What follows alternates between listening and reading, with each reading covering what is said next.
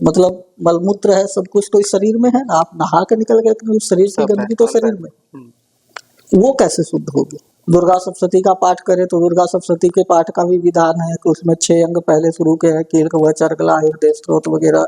अघोर का मतलब विशुद्ध, पूर्णतः शुद्ध, किसी भी चीज के अंदर कोई भी फर्क न करना।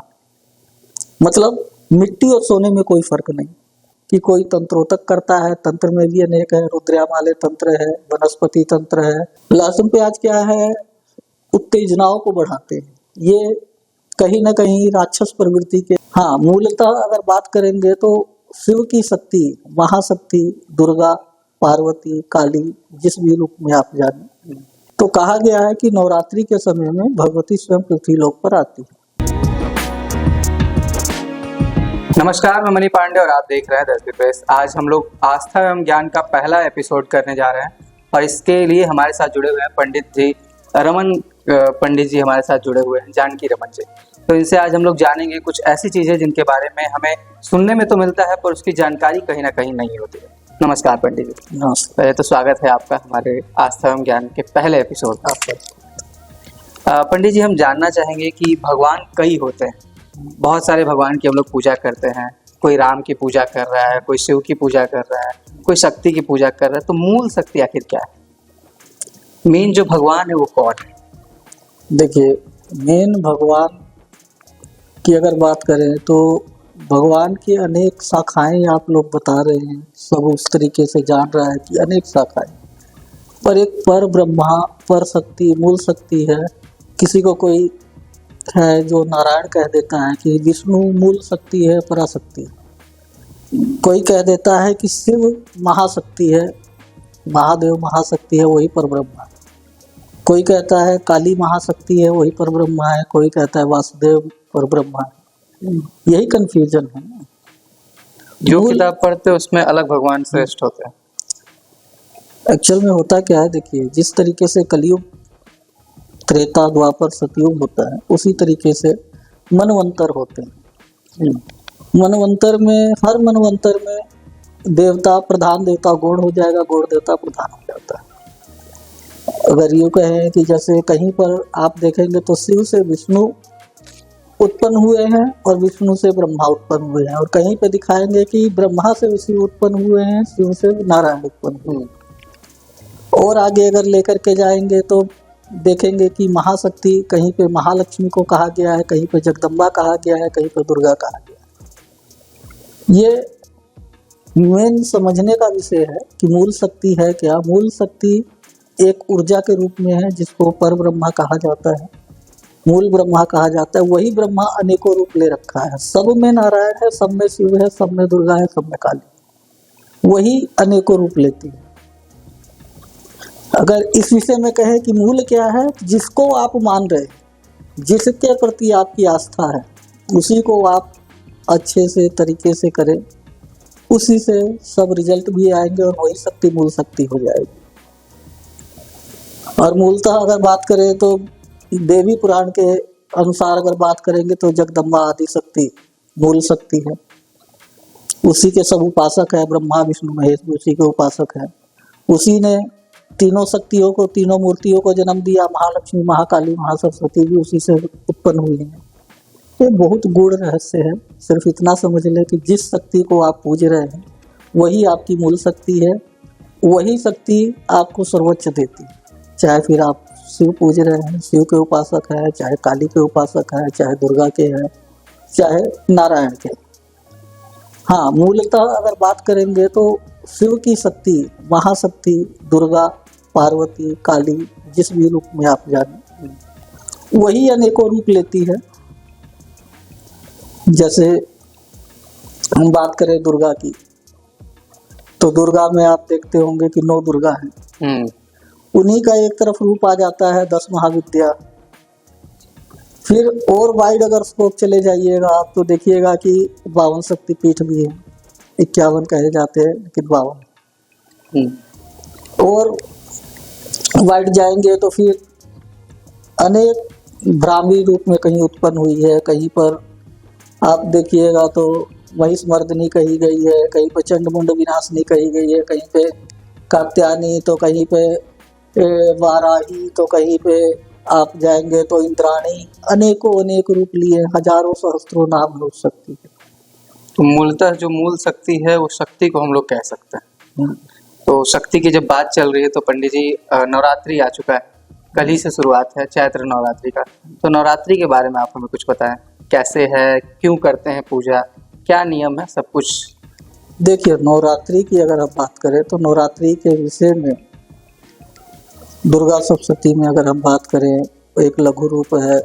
देवी भागवत की अगर बात करें, जहाँ भी शक्ति का वर्णन है जिन ग्रंथों के अंदर, तो कहा गया है कि नवरात्रि के समय में भगवती स्वयं पृथ्वी लोक पर आती है।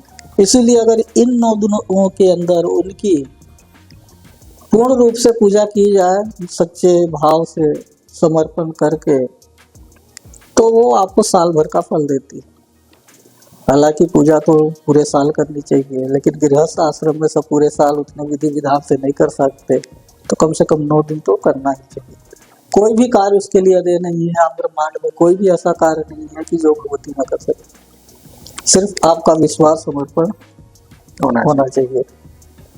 अच्छा, जब पूजा की बात आती है तो बहुत सारे पूजा बताने लगते हैं लोग कि कोई इस प्रकार से पूजा करिए तो भगवान प्रसन्न होंगे, कोई दीपक जलाइए, कोई बलि चढ़ाइए। तो जो नवरात्रि की पूजा होती है उसकी विधि क्या है, किस प्रकार से पूजा करनी चाहिए? बहुत सही बात है। देखिए, पूजा विधि, पूजा है क्या? पूजा के अनेक मार्ग हैं। अगर यूं कहे पूजा को शब्द को, तो हम एक छोटे से उदाहरण से समझते हैं। आपके यहाँ गेस्ट आए, गेस्ट कोई ड्रिंक करने वाला होगा, कोई नॉनवेज खाने वाला होगा, कोई वेज खाने वाला, ठीक है। कोई किसी भी तरीके से उसको प्रसन्नता मिलती है, तो सब अपने अपने गेस्ट को अलग अलग तरीके से हैंडल करते हैं। इसी तरीके से पूजा पाठ की भी बात है कि कोई तंत्रोतक करता है, तंत्र में भी अनेक है, रुद्रयामाले तंत्र है, वनस्पति तंत्र है।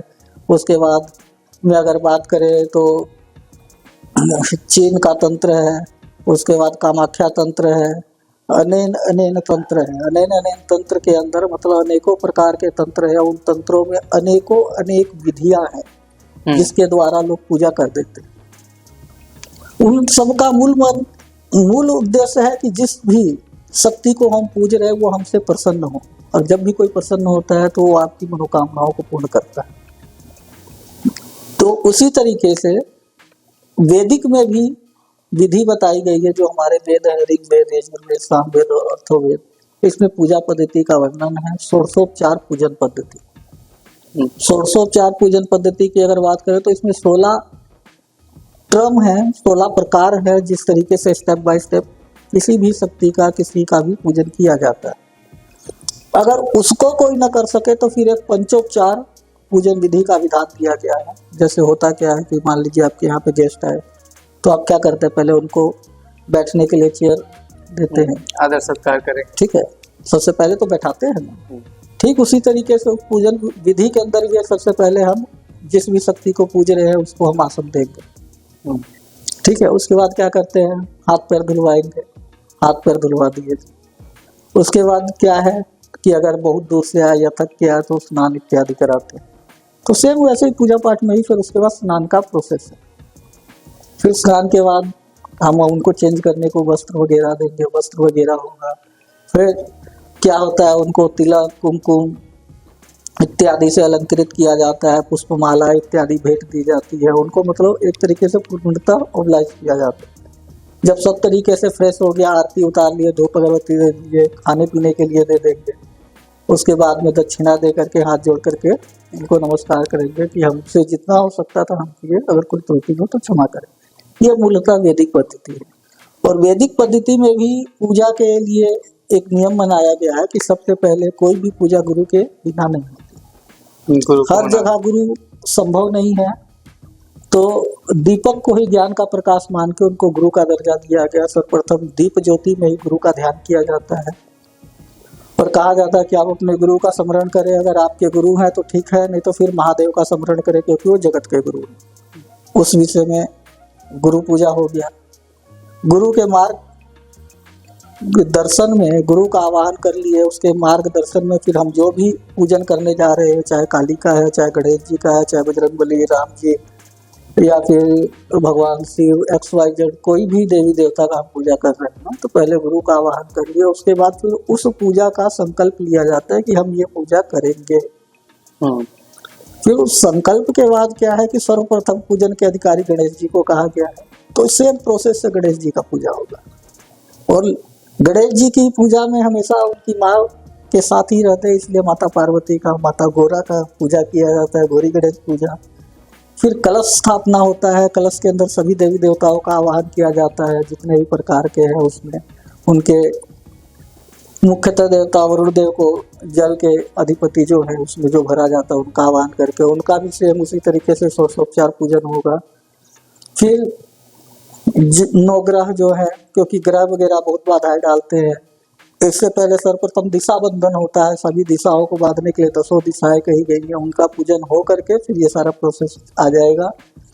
फिर आगे जो और भी जितने आपको देवी देवता ध्यान है उन सबका भी ध्यान कर लिए, जिनका नहीं पता है उनका भी ध्यान कर लिए, 33 कोटि जो देवी देवता है उनका ध्यान कर लिए। इस तरीके से करके फिर जो आपके मूल देवता है या देवी है जिनकी आप पूजा कर रहे हैं, जैसे अभी आप दुर्गा जी की कर रहे हैं, इतना प्रोसेस करके उसमें शिव पूजा, मतलब तीनों शिव पूजा करेंगे, शिव पूजा करके सभी देवी देवता का करके शिव पूजा करके फिर भगवती की पूजन करेंगे।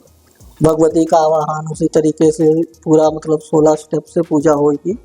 और उसके बाद अब आपको करना क्या है कि चाहे आप एक दुर्गा चालीसा का पाठ कर लें, या फिर आप बहुत बृहत में जा रहे हैं तो फिर दुर्गा सप्तशती का पाठ करें। तो दुर्गा सप्तशती के पाठ का भी विधान है कि उसमें 6 अंग पहले शुरू के हैं, कील कवच अर्गला हृदय स्तोत्र वगैरह, उनको करके फिर 13 अध्याय का पाठ है, फिर लास्ट में जाके के फिर ऐसे ही इन्हीं अंगों को करना पड़ता है, गुप्त रहस्य है उसको पढ़ना पड़ता है। इस तरीके से एक दिन का पाठ किया जाता है।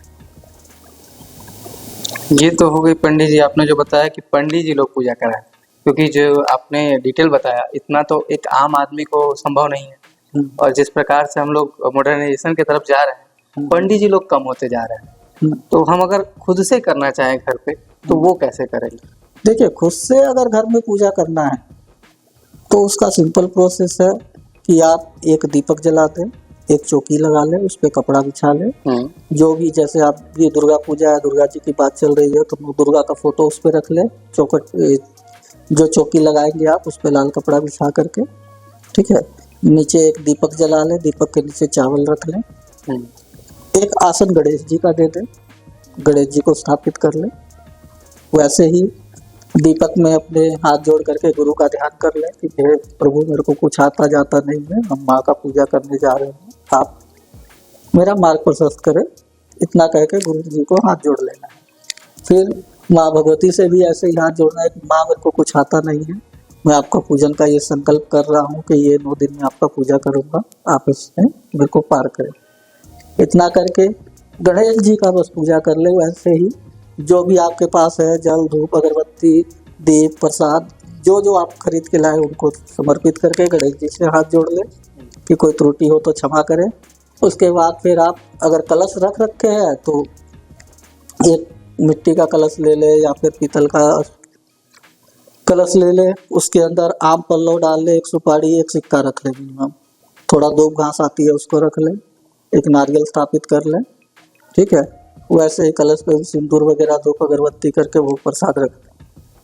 इतना हो गया। उसके बाद सीधे भगवती को ऐसे ही जल अर्पण करें, चुन्नी लाए, चुन्नी दे दे, तिलक कुमकुम करके, धूप अगरबत्ती करके, भोग प्रसाद दे करके अपना दुर्गा चालीसा का सिंपल पाठ कर ले।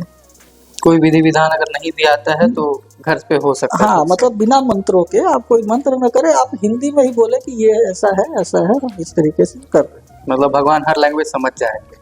सारा लैंग्वेज तो भगवान का ही। अच्छा, एक बात एक और उठती है नवरात्रि के मौके पे कि व्रत का सवाल उठता है कि अगर कोई व्रत करता है तो उस पे ऐसा होता है कि बहुत पूजा में है।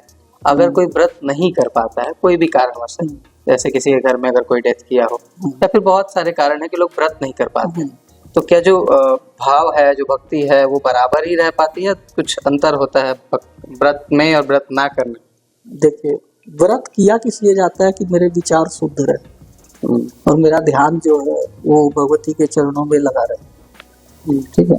अभी इस विषय में एक शिव पुराण की मैं बात करूंगा। शिव पुराण में स्पष्ट वर्णन है कि व्यक्ति अपने शरीर को तो नहा धो करके पूरा पवित्र कर लेता है। ठीक है। अभी फॉर एग्जाम्पल हम आधा घंटा पहले वॉशरूम गए। ठीक है। वॉशरूम गए तो जो मल था वो बाहर निकाल दिया, लेकिन अगर वॉशरूम नहीं जाते तो पेट में है, कफ है, मज्जा है, मतलब मलमूत्र है, सब कुछ तो इस शरीर में है ना। आप नहा के निकल गए तो उस शरीर की गंदगी तो शरीर में, वो कैसे शुद्ध होगी?